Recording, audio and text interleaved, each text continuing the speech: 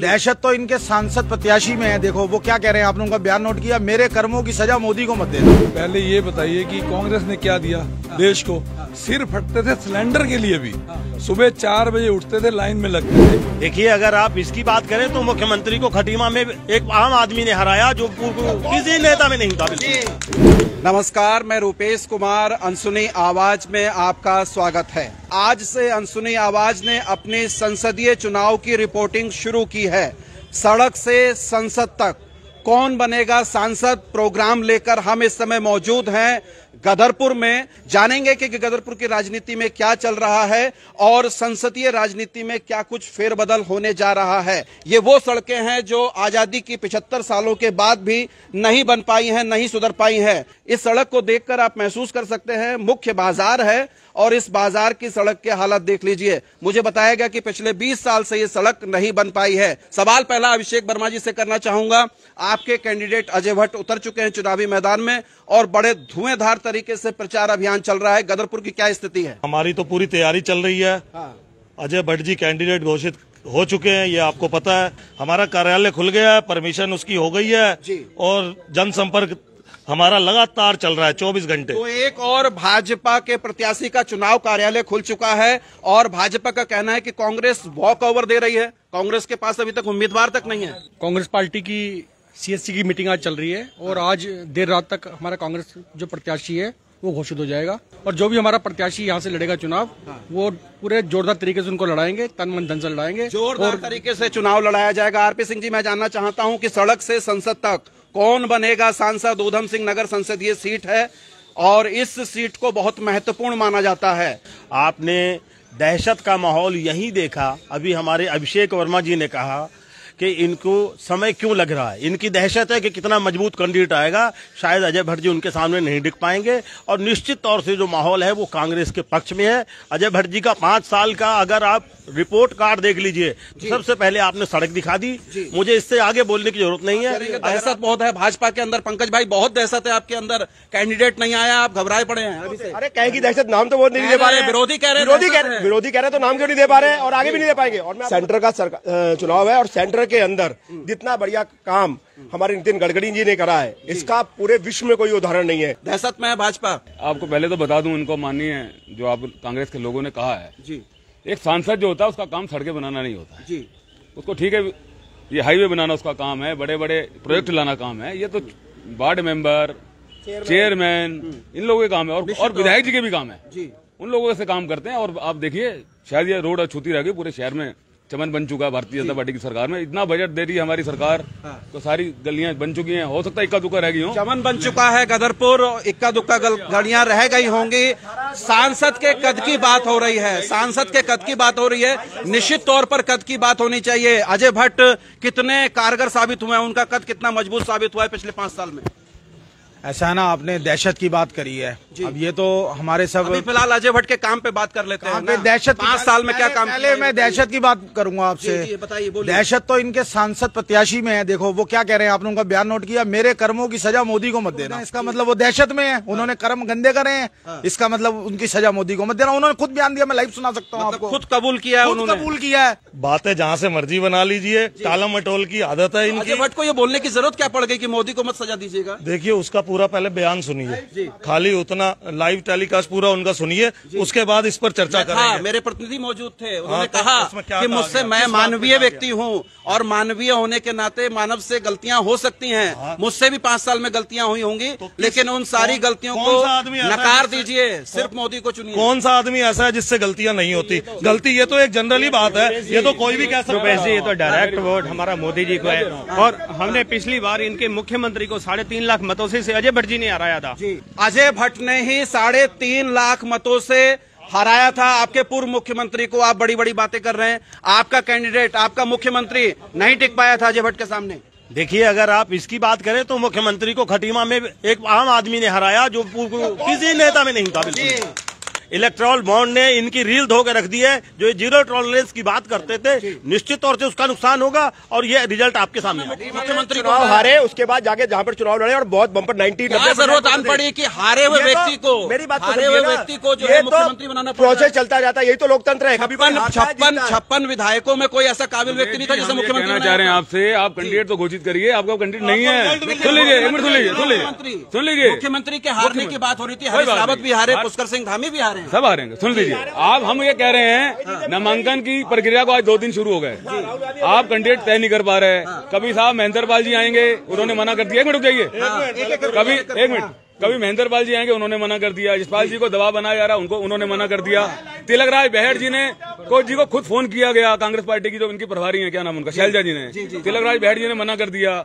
अब साहब भुवन कापड़ी जी आएंगे, साहब फलाने आएंगे, ढिमकाने, तय तो करिए आप। कोई भी आएगा, लेकिन मुद्दे क्या होंगे? जी क्या कहना चाह रहे हैं, बताइए। रुपेश जी, आपका बहुत बहुत धन्यवाद। पहली बात तो मिन्नी भाई की बात का जवाब देना चाहूंगा। ये भाजपा से ज्यादा कांग्रेस की जानकारी रखते हैं। मुझे लग रहा है आने वाली चेयरमैन ही जो ये टिकट मांग रहे हैं भाजपा से, मुझे लग रहा है कांग्रेस से ही लड़ेंगे ये। जितने लोग खड़े हैं सबके सामने का मैं कह रहा हूँ, इस शहर से, इस विधानसभा से अजय भट्ट को हरा के भेजेंगे और दोबारा लाइव करेंगे। 400 बात की बात भूल जाइए, गदरपुर क्षेत्र से हरा के भेजेंगे, भाई साहब देखिए, जो हमारे माननीय पूर्व सांसद है अजय भट्ट जी, देखिए मैं पहले कांग्रेस में था, अभी मैंने बीजेपी ज्वाइन की है। मैं उनके, आपका हृदय परिवर्तन कैसे हो गया? हृदय परिवर्तन हुआ उनके काम को देखकर किया। आप देखिए ना, बाईपास गदरपुर का इतना बड़ा मुद्दा है, गदरपुर में इतनी बड़ी पार्किंग बनी है। वो किसने बनाया? गडकरी जी ने बनाया। देखिए उसमें पांडे जी कहते हैं पांडे जी ने बनवाया। उसमें मेरी बात सुनिए ना, भारतीय जनता पार्टी की मेरी बात सुनिए ना। देखिए जिसने भी बनाया, लेकिन भारतीय जनता पार्टी के खाते में गया हो, ठीक है। गदरपुर में पार्किंग बनी, बस स्टैंड बनने जा रहा है, कई मुद्दे हैं। देखिए शहर में रोडें बनी, पूरी रोड बनी है। आप देखिए कोई भी ऐसा मुद्दा नहीं है कि जिसमें हमें अजय भट्ट जी के कोई खिलाफ यहाँ खड़ा। सर मुद्दे क्या होने चाहिए चुनाव? देखिए चुनाव का मुख्य मुद्दा जो है विकास हो, शिक्षा हो, चिकित्सा के क्षेत्र में कितना विकास हुआ, ये मुद्दे होने चाहिए। लेकिन भाजपा के पास झूठ के अलावा, जुमलों के अलावा कुछ नहीं है। अभी एक सिर्फ लाइन में जवाब दूंगा। आपने कहा गदरपुर का बाईपास बीजेपी ने बना दिया, आप रिकॉर्ड उठा के देख लीजिए।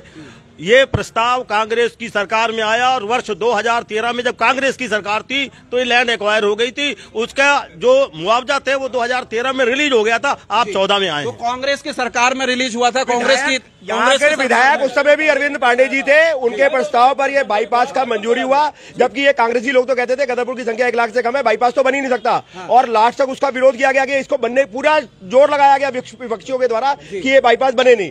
ये तो यहाँ के विधायक 5 बड़े काम गिना शिक्षा में एम्स का सैटेलाइट, अमृतसर टू रुद्रपुर तो अमृतसर रेल का शुरू कर देना। और जो यहाँ पर ऑल वेदर रोड जो बनाई गई है वो अजय भट्ट जी के कार्यकाल में ही बनाई गई है, ठीक है। और ऐसे कई काम है, जो मंडी है या बाईपास है, ये काम तो साथ में चलते रहेंगे। और सुनिए, ये सब भारतीय जनता पार्टी के काम है। और 5 लाख रुपए का बीमा, कांग्रेस के सरकार में तो कोई सोच भी नहीं सकता था कि एक आम आदमी को 5 लाख रुपए का बीमा मिल जाएगा। 5 लाख का बीमा नहीं मिल सकता था। आप बताइए क्या काम रह गए? जी आप ये मेरी बात सुनिए, अच्छे काम का श्रेय तो ये लेना आता है, इन्हें शुरू से इनकी आदत है कि बाईपास बना, अरविंद पांडे के विधायकी में बना। गदरपुर टूटा था, वो अरविंद पांडे की विधायकी में नहीं टूटा था, ये बताओ ना। तब तो मेरी सुनो, एक मिनट, बात सुनो, 1 मिनट, तब तो अजय भट्ट क्या नहीं कर पाए? एक ही सवाल इनसे पूछिए आप, बीजेपी वालों से। 5 कक्षों में खाली डिग्री कॉलेज चल रहा है गदरपुर का, उसका अब तक क्यों नहीं हुआ? उच्चीकरण क्यों नहीं कर पाए? पता करिए। कक्ष क्यों नहीं दे पाए?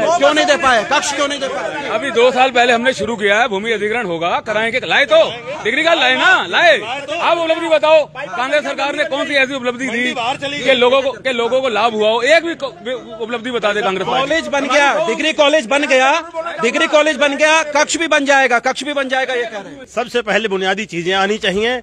आपने केवल एक तगमा लेने के लिए और चुनावी लाभ लेने के लिए डिग्री कॉलेज का नाम दिया। वहाँ एक व्यवस्था गिना दे, 5 पुराने कमरों में डिग्री कॉलेज चल रहा है। करप्शन की बात आप कह रहे थे कि इलेक्ट्रल बॉन्ड जो हैं वो भाजपा के खाते में बहुत ज्यादा आए हैं। कैसे आप ये आरोप लगा सकते हैं कि भाजपा उसके लिए दोषी है? मैं प्रमाण के साथ आपको देता हूँ। पाकिस्तान की हब पावर फैक्ट्री है जी, पाकिस्तान की फैक्ट्री है, उससे करोड़ों रुपए का चंदा लिया गया। बताइए, बड़ा आरोप लग रहा है कि भाजपा को बड़ा मोटा पैसा मिला है। इनके सांसद 35 हैं और इनका चंदा देखो कितने करोड़ है। हमारे सांसद 303 हैं। उस हिसाब से तो हमारे पास इनका 10% भी चंदा नहीं है।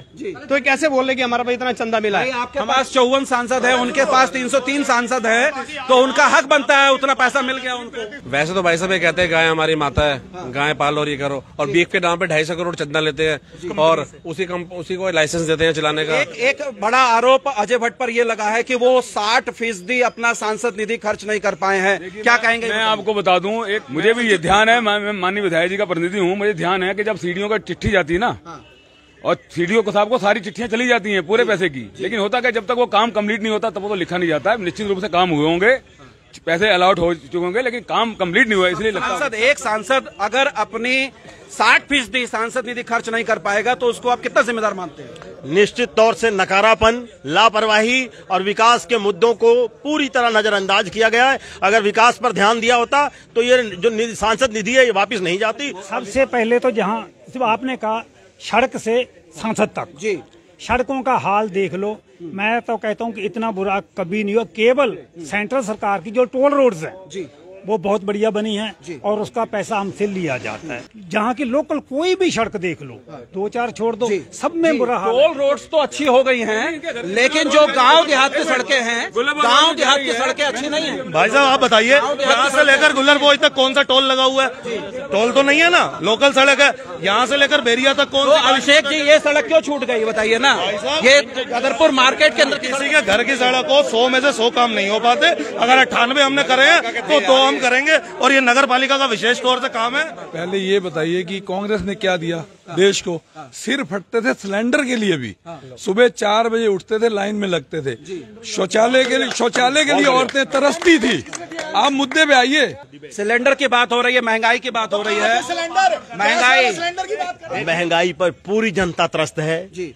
अगर आप वर्ल्ड लेवल पर कच्चे तेलों के रेट देख लीजिए तो नीचे गिरे, लेकिन इनका पेट्रोल का रेट आज भी 93-94 रुपए चल रहा है। उसी पेट्रोल को 68 रुपए कांग्रेस सरकार ने 110 रुपए बैरल पे दिया था, जिसे आज ये 68 रुपए बैरल। कहना है कि कांग्रेस के जमाने में सिलेंडर लेने के लिए लाइन लगानी पड़ती थी, लेकिन कांग्रेस के जमाने में सिलेंडर 400 रुपए का मिलता था। आपके यहाँ तो 1100 रुपए का मिलता है। आप विकास देखिए, आप किससे विकास करेंगे? आप देश का विकास किससे करेंगे? उस समय 400 के सिलेंडर में भाजपा 400 में किसी को नहीं मिलता था, 1000 में मिलता था, ब्लैक में मिलता था। मिलता 1000 का ही था, भले 400 का रेट था। ये हमारे काम को ही अपना काम बनाते हैं। कोरोना आया, ना तो सिलेंडर की व्यवस्था थी, ना बेड की व्यवस्था थी, इनके पास कोई व्यवस्था नहीं थी। सारी व्यवस्था कांग्रेस। ये ओवरलोडेड वाहन चल रहे हैं और मानवीय आधार पर भी देखें, हमारे आपके समाज के परिवारों के चिराग बुझ रहे हैं, इसके उस पर कोई सक्रिय नहीं। ओवरलोड वाहन जो चलते हैं वो MB एक्ट की धारा 194 के तहत अपराध हैं और भारी जुर्माना है।